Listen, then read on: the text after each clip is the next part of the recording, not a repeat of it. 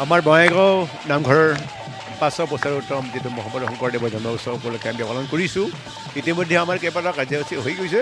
ইয়াৰে ভিতৰত আমাৰ আজিৰ কাৰ্যসূচীটো আমাৰ পথ বৰ প্ৰবন্ধ যিটো শোভাযাত্ৰা কৰিছোঁ, এই শোভাযাত্ৰাত আমি সকলোৱে অংশগ্ৰহণ কৰিছোঁ। আৰু অকল বঙাইগাঁও নামঘৰৰে নহয়, সমগ্ৰ বঙাইগাঁও জিলাৰে সকলো ভক্তপ্ৰাণ ৰাইজ ইয়াৰ আমাৰ অংশগ্ৰহণ কৰিছে। আৰু ইয়াৰ পিছত আমি ভ্ৰমণ কৰি অহাৰ পিছত আমাৰ নামৰ দল কেইবাটাও মাতা হৈছে, থিয় নামৰ দল, তেওঁলোকৰ দ্বাৰা আমি এই কাৰ্যসূচীটো আমি আৰম্ভ কৰিম। তাৰপিছত সেইটো হোৱাৰ পিছত আমাৰ 12:30 1মান বজাত আমাৰ এখন ধৰ্মালোচনী সভা আছে। এই সভাত আমি কেইবাজনো বক্তাক মাতিছোঁ। আৰু গতিকে এই ধৰ্মালোচনী সভাৰ পিছতে আমাৰ পুনৰ নাম কীৰ্তন হ'ব।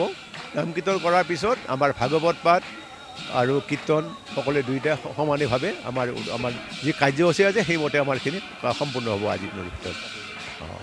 আৰু সন্ধিয়া আমাৰ এক বন্তি প্ৰজ্বলন এটা আছে।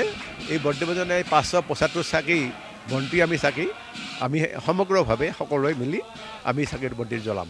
আৰু বন্তিটো আমাৰ হেৰি কৰিব, তেওঁ উদ্বোধন কৰিব, মানে বন্তি প্ৰজ্বলক হিচাপে আমাৰ বাইদেউ কৌশল্যা ৰায়, আমি তেখেতক আমি নিমন্ত্ৰণ কৰিছোঁ।